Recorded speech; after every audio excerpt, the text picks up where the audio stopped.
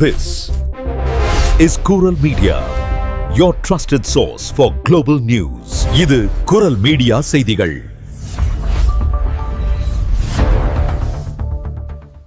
இது குரல் மீடியாவின் இன்றைய பிரதான செய்திகள். செய்திகளை வாசிக்கும் நான் கோகுலநாதன் தமிழினி. முதலில் தலைப்புச் செய்திகள். பாரிஸ் மாநகராட்சியின் மேயர் தேர்தலில் போட்டியிடுவதற்காக பதவியை ராஜினாமா செய்த பெண் அமைச்சர். சுங்கவரி அதிகரிப்பினால் ஆசிய ஆன்லைன் தளங்களில் வாங்கும் சிறிய பொருட்களின் விலை கணிசமாக உயர்வு. பிரான்சில் மார்ச் 1 முதல் பல மாகாணங்களில் அதிகரிக்கும் புதிய வாகனங்களுக்கான பதிவு கட்டணம். பிரான்சில் மாபெரும் மருத்துவ தரவு கசிவு. 15 மில்லியன் நோயாளிகளின் தகவல்கள் சைபர் தாக்குதலால் திருட்டு. கிரெனோபல் குடும்ப குடியிருப்பு மீது சரமாரி துப்பாக்கிச்சூடு மற்றும் பெட்ரோல் குண்டு வீச்சு. தோட்டா சிதறல்கள், பட்டு சிறுவன் காயம். மான்பெல்லியர் மருத்துவமனையில் டானன்பால் பவுடரால் குழந்தைக்கு செருலைடு நச்சு பாதிப்பு உறுதி. பெற்றோர்கள் விழிப்புடன் இருக்க அறிவுறுத்தல். பிரான்சிலிருந்து இங்கிலாந்து செல்ல முயன்ற புலம்பெயர்ந்தோர் 3 வெவ்வேறு படகுகளிலிருந்து மீட்பு. பிரான்சின் மெய்னட்லார் பிராந்தியத்தில் தற்போது வெள்ள நீர் வடிய தொடங்கியுள்ளதால் இயல்பு நிலைக்கு திரும்பும் மக்கள். தொடர்வன விரிவான செய்திகள். பாரிஸ் மாநகராட்சியின் மேயர் பதவிக்கான தேர்தலில் போட்டியிடுவதற்காக அந்நாட்டின் கலாச்சாரத்துறை அமைச்சரான ரச்சிதா டாத்தி தனது பதவியை அதிரடியாக ராஜினாமா செய்துள்ளார். வரும் மார்ச் 15ஆம் தேதி பாரிஸில் மேயர் தேர்தல் நடைபெறவுள்ள நிலையில் முழுநேர தேர்தல் களப்பணிகளில் ஈடுபடுவதற்காக அவர் இந்த முடிவை எடுத்துள்ளார். தனது ராஜினாமா கடிதத்தை அவர் பிரான்ஸ் ஜனாதிபதி இம்மானுவேல் மக்ரோனுக்கு அனுப்பி வைத்த நிலையில் அதனை ஜனாதிபதி உடனடியாக ஏற்றுக்கொண்டுள்ளார். கடந்த 2 ஆண்டுகளாக கலாச்சாரத்துறை அமைச்சராக பிரான்ஸ் மக்களுக்கு ரச்சிதா டாட்டி ஆற்றிய சிறப்பான சேவைக்காக ஜனாதிபதி மக்ரோன் தனது மனமார்ந்த நன்றியை தெரிவித்துள்ளார். மேலும் பாரிஸ் மேயர் தேர்தலில் போட்டியிடும் அவரது புதிய அரசியல் பயணத்திற்கும் முயற்சிகளுக்கும் தனது முழு ஆதரவை வழங்குவதாகவும் ஜனாதிபதி மாளிகை வெளியிட்டுள்ள அதிகாரப்பூர்வ செய்திக்குறிப்பில் தெரிவிக்கப்பட்டுள்ளது. ஆளும் கட்சியின் முக்கிய அமைச்சர் ஒருவர் மேயர் பதவிக்காக பதவி விலகியிருப்பது பாரிஸ் அரசியல் களத்தில் எதிர்பார்ப்பை ஏற்படுத்தியுள்ளது. பிரான்சில் ஷீன், டெமு, அலி எக்ஸ்பிரஸ் போன்ற ஆசிய ஆன்லைன் தளங்களில் மலிவு விலையில் ஷாப்பிங் செய்பவர்களுக்கு ஒரு அதிர்ச்சியான செய்தி வெளியாகியுள்ளது. ஐரோப்பிய வர்த்தகர்களை பாதுகாக்கும் நோக்கில் 150 யூரோகளுக்கு குறைவான மதிப்புடைய வெளிநாட்டு சிறிய பார்சல்களுக்கு புதிய வரிகள் விதிக்கப்படவுள்ளன. வருகிற மார்ச் 1ஆம் தேதி முதல் பிரான்ஸ் அரசாங்கம் 2 யூரோ நிர்வாக கட்டணத்தை அமல்படுத்துகிறது. முக்கியமாக இந்த வரி ஒவ்வொரு பொருளுக்கும் அல்லாமல் கேட்டகரிஸ், அதாவது பொருள் வகைக்கு மட்டுமே விதிக்கப்படும். உதாரணமாக, நீங்கள் 3 டி-ஷர்ட் வாங்கினால் டி-ஷர்ட் கேட்டகரி என வகைப்படுத்தப்பட்டு 2 யூரோவும், அதனுடன் சேர்த்து 2 விளையாட்டு பொருட்கள் வாங்கினால் விளையாட்டு பொருட்கள் கேட்டகரிஸ் என வகைப்படுத்தப்பட்டு கூடுதலாக 2 யூரோ என மொத்தம் 4 யூரோக்கள் வரியாக கணக்கிடப்படும். இதில் நீங்கள் எத்தனை கொள்வனவு செய்தீர்கள் என்பது கணக்கிடப்படாது. இது மட்டுமின்றி ஜூலை 1ஆம் தேதி முதல் ஐரோப்பிய ஒன்றியத்தின் 3 யூரோ சுங்க வரியும் இதனுடன் சேரும் என்பதால் ஒரு வகை பொருளுக்கான வரி 5 யூரோவாக அதிகரிக்கும். இந்த வரியை நுகர்வோர் நேரடியாக செலுத்த தேவையில்லை என்றாலும் விற்பனையாளர்கள் பொருட்களின் விலையை உயர்த்தி நுகர்வோர் தலையிலேயே இந்த சுமையை ஏற்ற அதிக வாய்ப்புள்ளதால் இனி ஆன்லைன் பொருட்களின் விலை கணிசமாக உயரக்கூடும். பிரான்சில் புதிய வாகனங்களை வாங்க திட்டமிட்டுள்ளவர்களுக்கு ஒரு முக்கிய தகவல் வெளியாகியுள்ளது. வரும் மார்ச் 1ஆம் தேதி முதல் வாகனங்களை பதிவு செய்வதற்கான பிராந்திய கட்டணங்கள் பல மாகாணங்களில் அதிரடியாக உயர்த்தப்பட உள்ளன. குறிப்பாக தலைநகர் பாரிஸை உள்ளடக்கிய ஈல-ட-பிரான்ஸ் மாகாணத்தில் இந்த கட்டணம் 54.95 யூரோக்களாக அதிகரிக்கப்பட உள்ளது. அதேபோல் நுவல் அக்தேன் மாகாணத்தில் பதிவு கட்டணம் 9.4% உயர்த்தப்பட்டு 58 யூரோக்களாக நிர்ணயிக்கப்பட்டுள்ளது.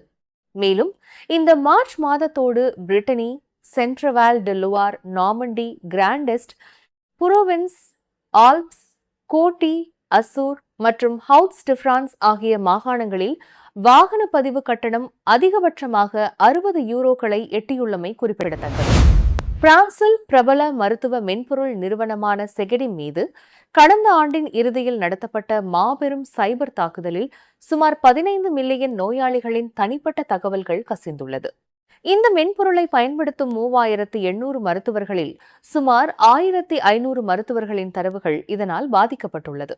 கசிந்த தகவல்களில் பெரும்பாலும் நோயாளிகளின் பெயர், முகவரி மற்றும் தொலைபேசி எண் போன்ற அடிப்படை நிர்வாக தகவல்களை அடங்கும் என தெரிவிக்கப்பட்டுள்ளது.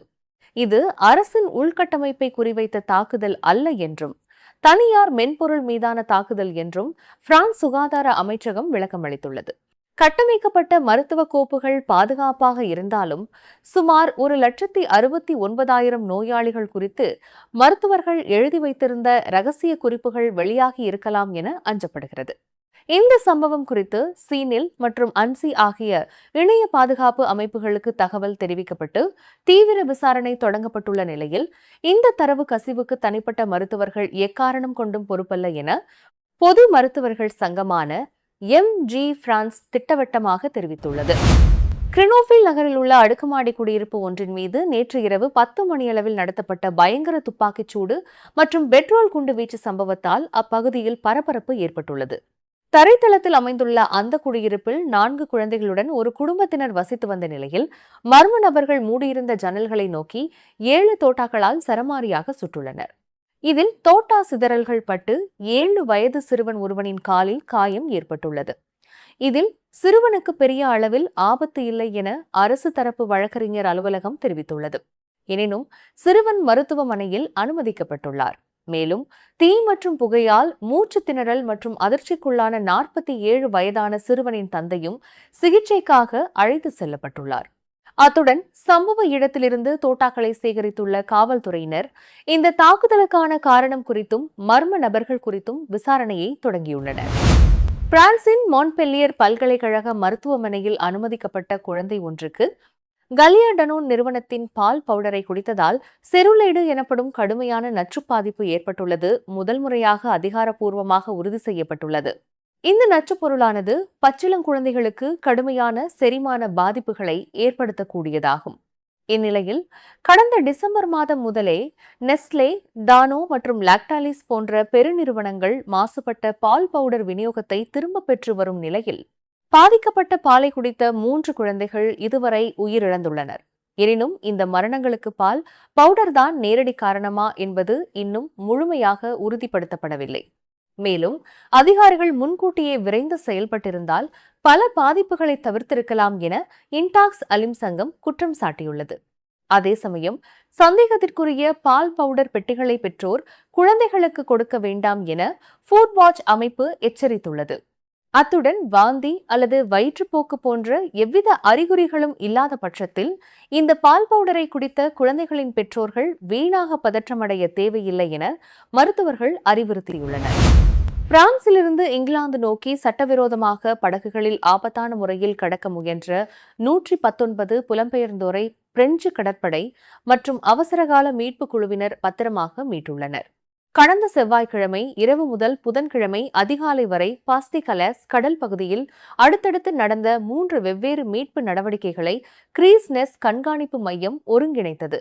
மாலோலெஸ், பெயின்ஸ் மற்றும் டன்கர் கடற்கரை பகுதிகளில் ஆபத்தான முறையில் பயணித்த படகுகளிலிருந்து முறையே 7, 86 மற்றும் 26 பேர் என மொத்தம் 119 பேர் மீட்கப்பட்டு கலை மற்றும் புலோன் சிர்மர் துறைமுகங்களில் பாதுகாப்பாக இறக்கிவிடப்பட்டனர்.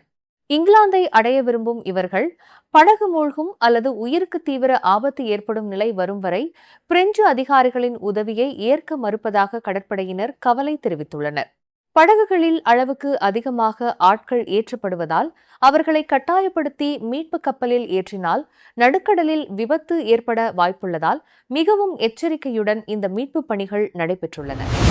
பிரான்சின் மெயின்னட் லோயார பிராந்தியத்தில் கடந்த ஒரு வாரமாக பெருக்கெடுத்து ஓடிய வெள்ளம் தற்போது வடியத் தொடங்கியுள்ளதால் மக்கள் மெல்ல மெல்ல இயல்பு நிலைக்கு திரும்பி வருகின்றனர்.